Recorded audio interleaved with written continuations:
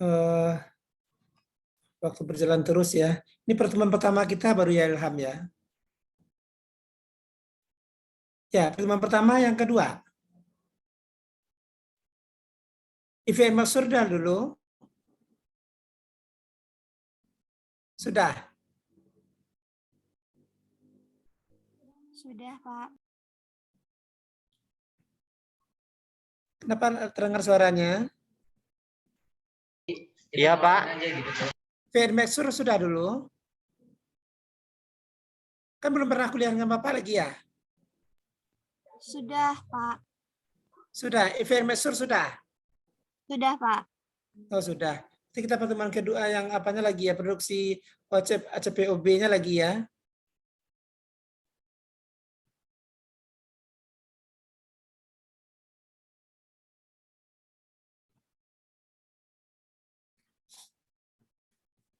Bila saudara sekalian, kita lanjutkan program kita.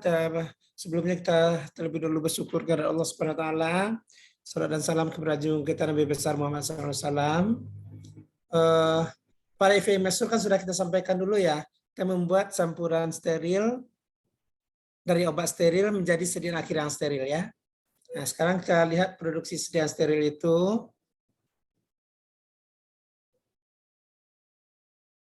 Ya. Nah, produksi sediaan steril ya sesuai dengan, udah nampak kan? Slide-nya udah nampak? Sudah, Pak. Sudah. Ya. Sudah, Pak.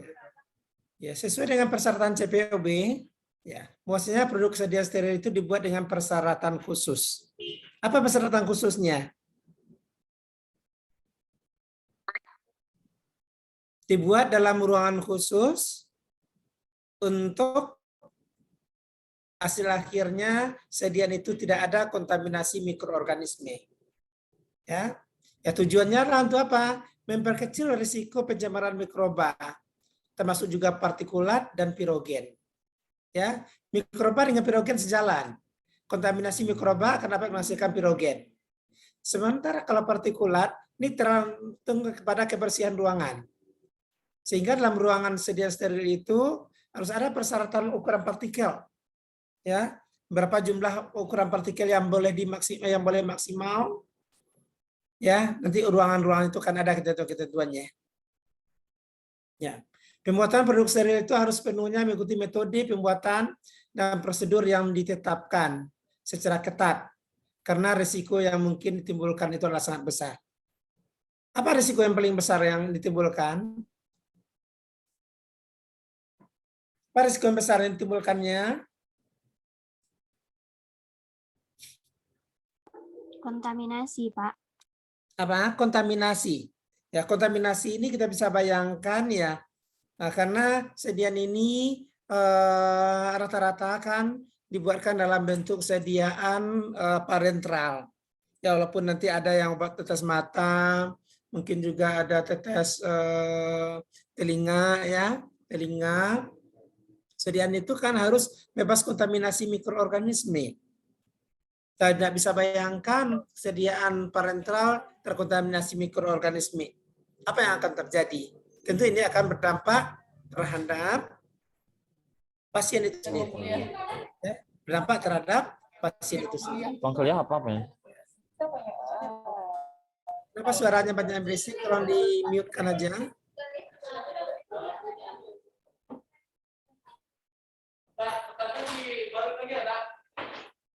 Tolong suaranya tolong di-mute-kan. Ya. Kalau kita lihat dari sudut formula sediaan steril itu, formulanya tidak serumit sediaan farmasi lainnya. Ya, kalau dalam tablet begitu banyak ingredient-ingredient yang kita tambahkan. Sementara kalau dalam sediaan steril ini lebih sederhana formulanya, tetapi pengerjaannya yang harus ekstra hati-hati. Ya, ini tolong diperhatikan betul ya untuk sediaan steril ini. Ya. Nah, proses pembuatan sediaan steril itu secara garis besar dibagi menjadi dua kategori. Ya, yang pertama perlu disterilkan dalam wadah akhir, ini yang kita kenal dengan sterilisasi akhir atau post sterilisation. Ya, yang kedua adalah produk diproses secara aseptis. pada sebagian atau semua tahapannya, dan itu kita lakukan dengan aseptic processing. Inilah kira-kira ya. Jadi semua bahan yang kita perlukan kita tambahkan sehingga dapatkan adalah sediaan sterilisasi proses. Ya. Sehingga dengan proses itu kita dapatkan sediaan yang steril.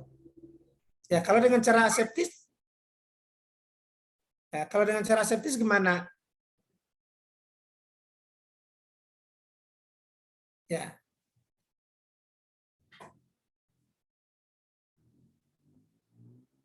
Ya. Nah, bahan-bahannya ini mungkin kita sterilkan dulu awalnya dulu. Ya, nanti kita lakukan proses tanpa sterilisasi akhir. Ya, ini sterilisasi produk, kemudian kontainer, kemudian ada lagi serkusurnya, kemudian excipientnya. Dengan cara aseptis ya, tanpa sterilisasi akhir, kita akan mendapatkan final produknya itu adalah steril. Ya. Kalau dengan cara aseptis, ya, tujuan dari proses aseptis adalah untuk mempertahankan sterilitas produk yang dibuat dari komponen-komponen masing-masing yang telah disterilisasi sebelumnya dengan menggunakan salah satu cara dari metode yang ada. Kenapa kira-kira itu? Tidak kita sterilkan di akhir.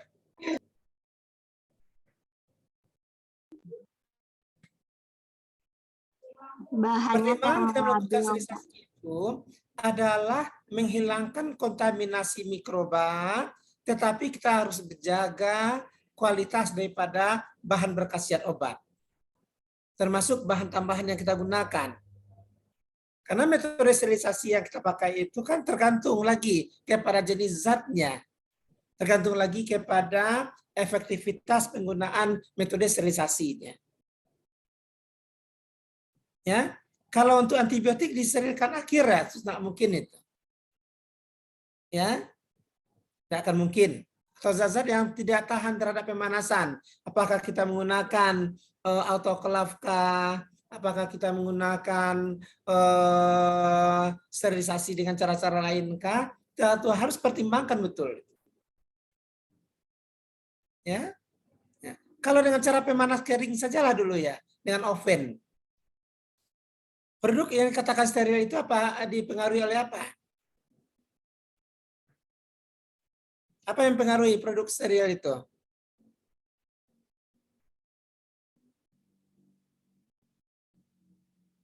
Apa yang mempengaruhi produk steril? Dengan cara sterilisasi, misalkan kita oven, variabelnya itu ada 2. Apa itu? Temperatur dan waktu. Ya. Ya. Temperaturnya harus kita sesuaikan dengan waktunya. Berapa lama proses sterilisasi itu, maka suhunya akan diatur. Ya. Tentu semakin tinggi suhu, waktunya bisa diperpendek. Teorinya seperti itu. Kita harus perhatikan hal demikian. Misalkan 150 derajat Celcius, bisa saja lakukan setengah jam. Sejauh zat itu tidak bermasalah dengan pemanasan. Kalau kita ingin 15 menit, kita naikkan suhunya 170 derajat Celcius. Dengan catatan, zatnya juga tidak mengalami perubahan selama proses pemanasan tersebut. Ya. Untuk menjaga sterilitas komponen dan produk selama proses septis, maka kita harus perhatikan apa? Lingkungan atau udara, memenuhi persyaratan ruangan, personilnya, mesin dan peralatannya. Ya. Untuk produk yang berisiko besar terhadap kontaminasi partikel, selama proses, misalnya infus volumenya besar daripada 100 ml, dan produk dalam wadah bermulut lebar, maka pembilasan akhir dan penanganan komponen setelah dicuci hendaklah dilakukan di bawah LAF yang dipasang di lingkungan minimal kelas D. Ya.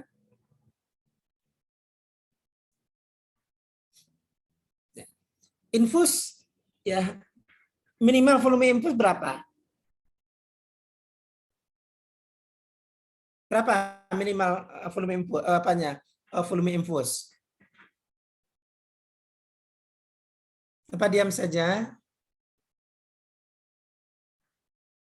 Berapa volume infus?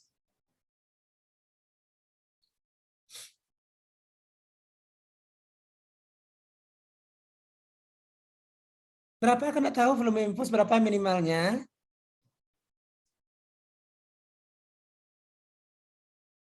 Nggak terdengar suara Bapak nih.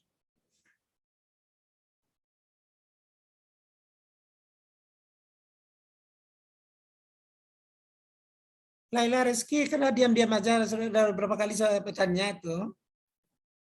Berapa minimal volume infus yang pernah saudara ketahui?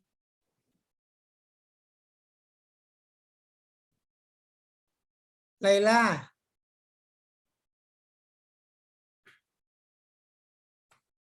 Terdengar Laila?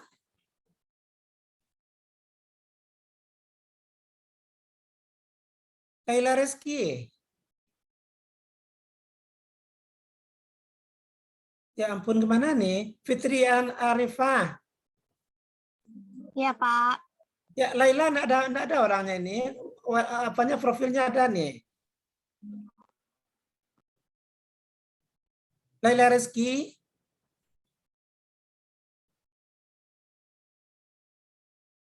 Ya ampun ya lagi. Laila Rizky. Nah, mana dia tuh Laila? Fitri. Iya, Pak. Volume minimal infus.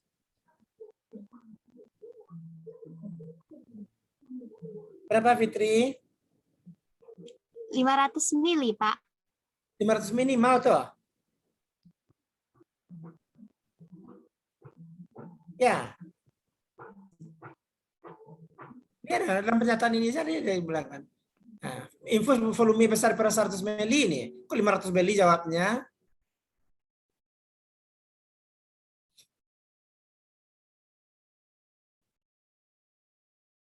Volume injeksi takaran berganda. Berapa volume maksimalnya?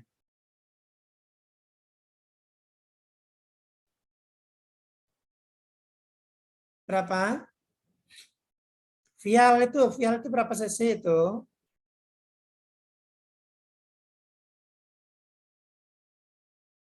Kemarin partikum ini semester 5 ya? Ya kan?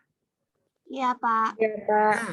Nah, kemarin partikum biofarmasetik kan, ada kita menggunakan injeksi aminopilin kemarin itu.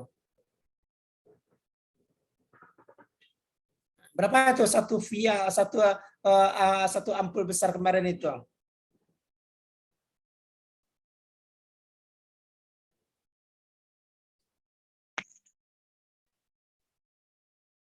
Nih cari nih ya informasi ini ya.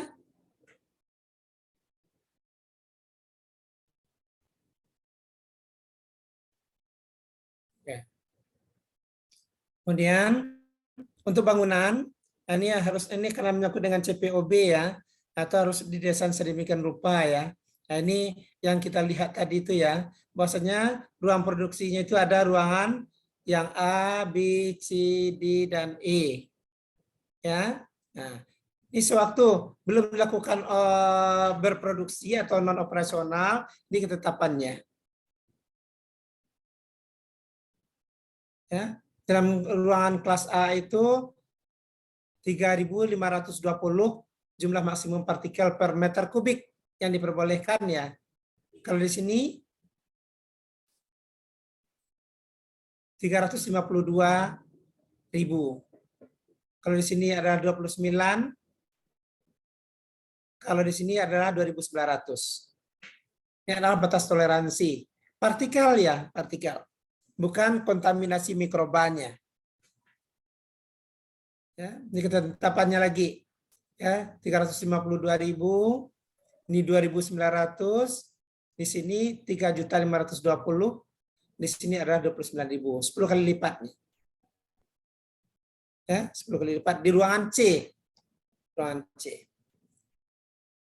Sementara kalau untuk di non operasional di kelas D Ini turunan daripada yang operasional pada kelas C di adalah 29.000, ini tidak ditetapkan.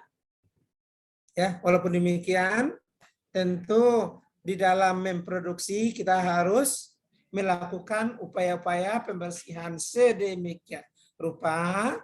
Sementara kalau untuk menghilangkan mikroorganismenya harus melalui sterilisasi ruangan dan ditangkapi dengan ada ruang-ruang khusus yang harus ada LAF-nya. Ya. Di ruangan bersih dan sarana udara bersih dinyatakan terkualifikasi setelah dapatkan hasil yang stabil dan memenuhi persyaratan selama 5 hari berturut-turut pada kondisi non operasional. Ya. Tata ruangan ini untuk digunakan untuk kegiatan-kegiatan yang berisiko tinggi seperti pengisian produk steril. Sedangkan kelas B untuk pembuatan dan pengisian secara aseptis, kelas ini adalah lingkungan belakang untuk zona A.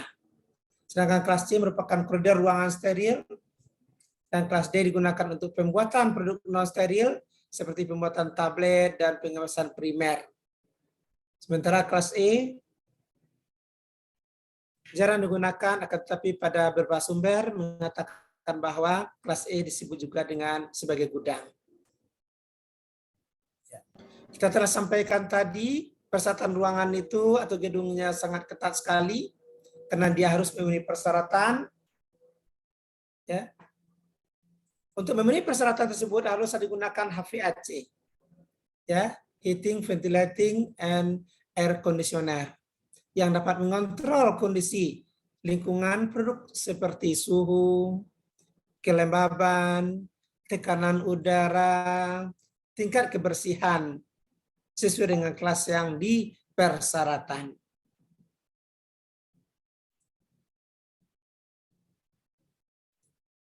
Ini HVAC, tolong sajalah dilihat mengenai HVAC ini. Maaf sebelumnya, Pak. Ya.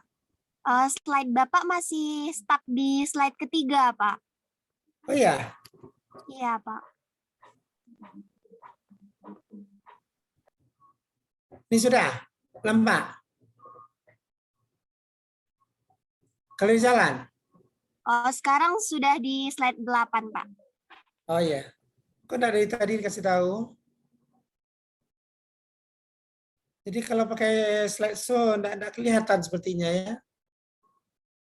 Nih, kelas ruangannya ini tolong dilihat ya. Itu nanti saya bagi kerja lah PowerPoint-nya ini ya.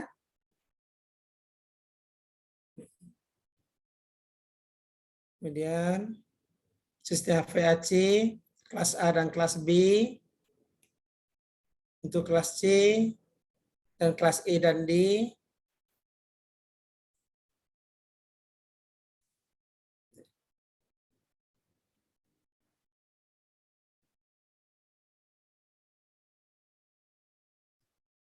Kalau ini kelihatan, ada? Ada, Pak. Ya.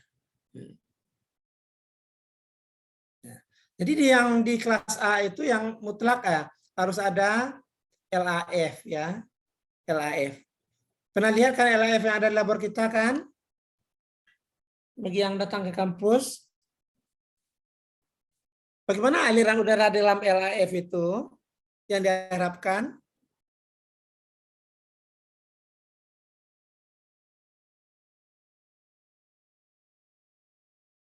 Bagaimana aliran udara dalam LAF itu? Laminar, Pak. Arti laminar itu apa? Searah gitu, Pak. Searah. Lawan yang laminar apa?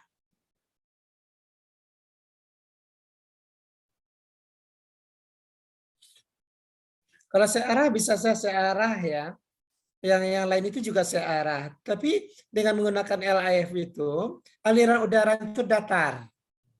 Ya datar bukan searah, datar. Ya, yang tidak diharapkan ya adanya aliran yang bersifatnya turbulens. Turbulens itu aliran udaranya bergelombang. Ya, alirannya itu bergelombang.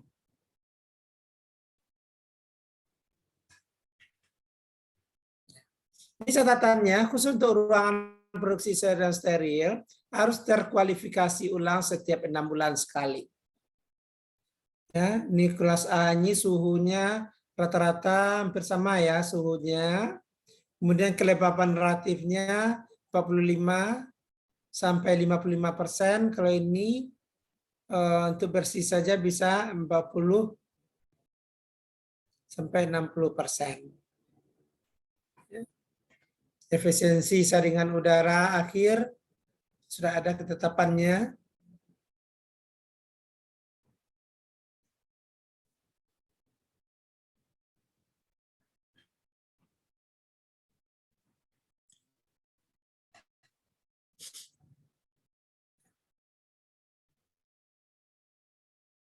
Lihat aja lah nanti lagi ya. Sedangkan untuk persyaratan ruangan, ya, alur proses, kelengkapan sarana penunjang sesuai dengan kebutuhan, alur material tidak boleh terjadi persimpangan dengan alur personalia, sedangkan alur personalia tidak boleh melalui ruangan proses, tidak boleh terjadi persimpangan dengan alur material, dan terdapatlah koridor tamu. Ya, jadi sedemikian rupa ya persyaratan ruangannya. Di samping ya persyaratan ruangan steril itu atau CPOB ini, ruangan bagian bawah itu haruslah licin ya. Kalau dalam istilah apanya itu kita menggunakan epoksi. Ya, tidak boleh ada ruangan bersudut. Ya, karena adanya sudut itu besar kontaminasi atau platelet apa ya partikulat itu tidak menambah terhadap kontaminan daripada sediaan. Kita tata ruangan produksi sediaan steril.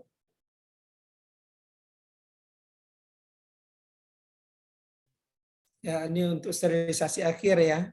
Sterilisasi akhir, kalau ini dengan cara aseptis.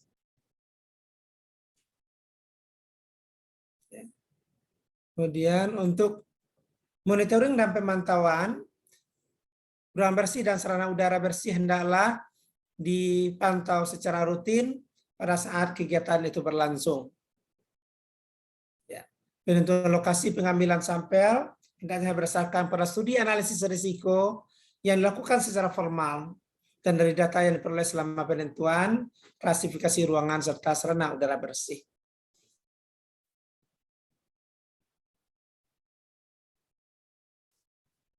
Untuk zona kelas A,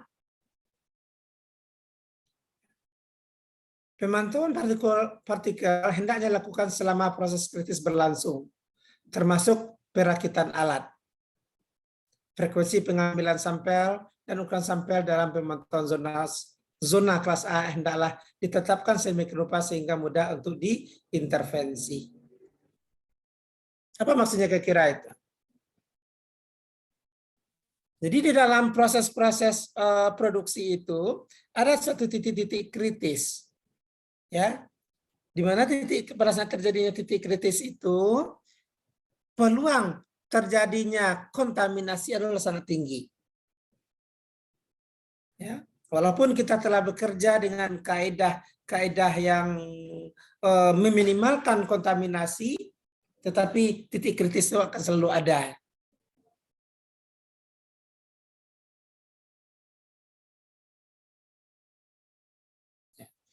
Nah, sistem yang sama dianjurkan juga untuk kelas B. Kepentingan akan sistem pemantauan partikel hendak ditetapkan berdasarkan efektivitas pemisahan kelas A dan kelas B yang berdampingan.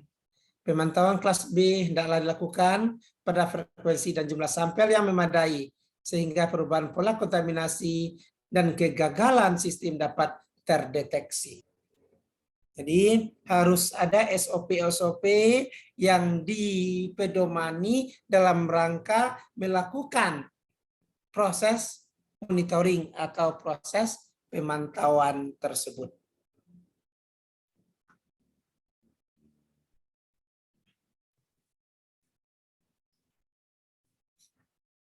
Ya, kalau untuk kelas A ya, batas yang disarankan untuk cemaran mikroba Ya, di kelas A itu tidak ada kontaminasi mikroba. Yang nilainya harus kecil daripada 1. Ada nggak nilai daripada kecil daripada 1? Tidak ada. 0. Tidak akan mungkin kita mikrobanya itu dihitung 0, sekian akan mungkin ya. Jadi mau tidak mau, suka tidak suka, di dalam kelas A itu tidak boleh ada mikroba.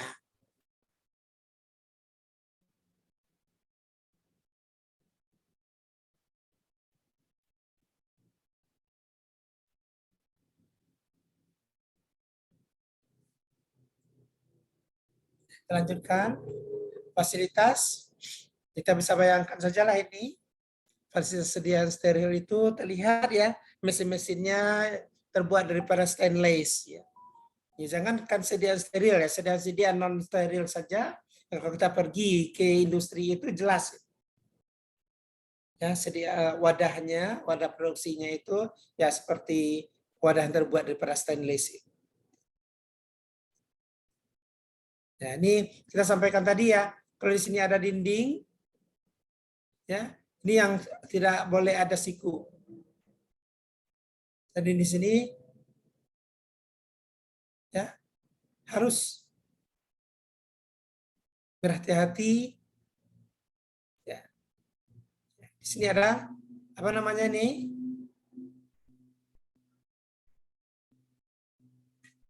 Ya. Dinding yang tidak bersiku ya, dan itu harus dibersihkan sesuai dengan SOP yang ada. Kalau dia bersiku itu kemungkinan besar masih akan ada tertinggal ya. Tapi dengan membuat dia dalam bentuk oval, ya, buat dalam bentuk oval, peluang untuk partikulat itu tertinggal di dinding jelas tidak ada. Kemudian pipa dan saluran udara yang harus kita ingat ya, ada pipa-pipa khusus ya, seperti apa sini? Pipa yang tidak tertanam harus diberi identitas dan arah alir. Jarak pipa dengan dinding harus mempunyai jarak yang cukup agar dapat dilakukan pembersihan secara sempurna. Nah, kalau seperti ini kan terlihat ya menempel, tapi pada prinsipnya tidak.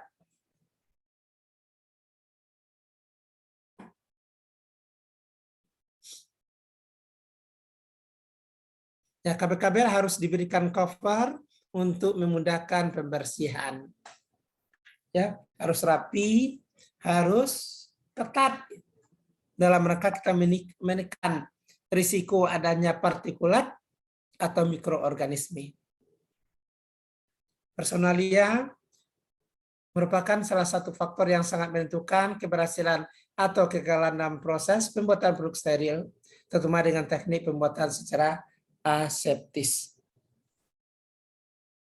Jadi di dalam proses produksi ya, kapan kita harus mengganti baju produksi itu kan ada ketentuan-ketentuannya.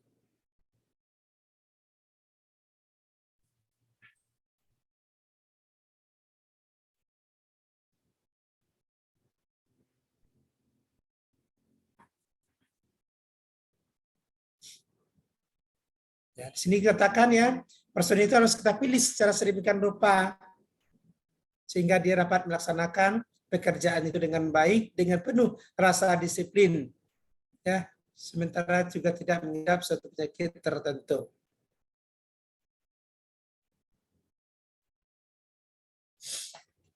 Selanjutnya, hanya personil dalam jumlah terbatas atau diperlukan yang boleh berada di area bersih. Kemudian personil yang terlibat dalam pembuatan produk steril diinstruksikan untuk melaporkan semua kondisi kesehatan yang dapat menyebabkan penyebaran daripada cemaran. Di sini nggak ribetnya ya, nggak ribet. Tapi menjelang biasa itu mungkin tidak akan masalah ya. Pakaian rumah dan pakaian kemeja, pakaian kerja reguler tidak boleh dibawa masuk ke dalam kamar ganti atau pakaian yang berhubungan dengan ruangan kelas B dan C.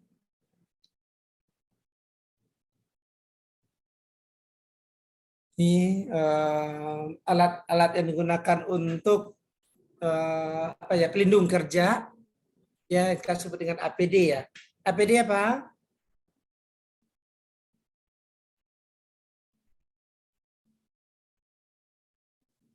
Alat pelindung diri, Pak. Alat pelindung diri, ya.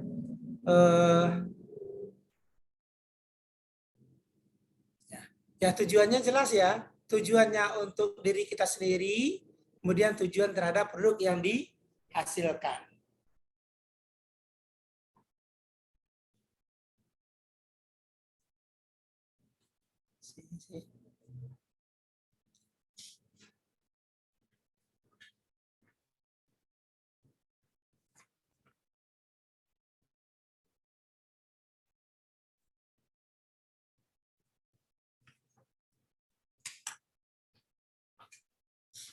Ya, sarung tangan secara rutin disinfeksi selama bekerja. Masker dan sarung tangan hendaklah diganti paling sedikit tiap sesi kerja. Personil harus mengganti dan menggunakan pakaian khusus yang juga mencakup penutup kepala dan kaki. Dan diharapkan pakaian ini tidak boleh melepaskan serat atau bahan partikulat dan hendaknya mampu menahan partikel yang dilepaskan oleh tubuh. Ada enggak partikel yang dilepaskan oleh tubuh? Ada enggak partikel yang bisa dilepaskan oleh tubuh? Kok diam saja?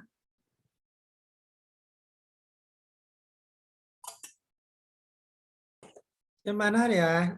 Ini semuanya.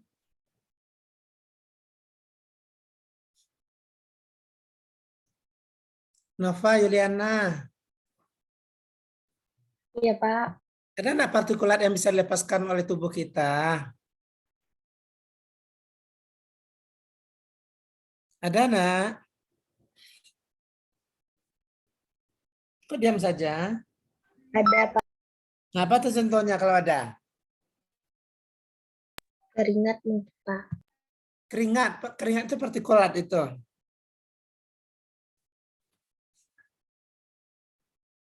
Ya. Ya contohnya ya di kepala kita itu kan ya bisa saja itu akan bisa menyumbangkan terbentuknya partikulat. Ya, makanya di dalam ruang produksi itu ya tutup ya, ini tutup kepala atau tutup rambut harus dipasang sedemikian rupa. Ya, nih nyaman tidak kira-kira bekerja seperti ini? Nyaman Mohon tidak? maaf, Pak. PPT Bapak masih tidak bergerak, Pak. Oh iya, ada juga bergerak lagi. Nih, ada? Ada nih? Ada, Pak. Nah, nih. Saat bekerja di ruang produksi ini, rambutnya tertutup, ini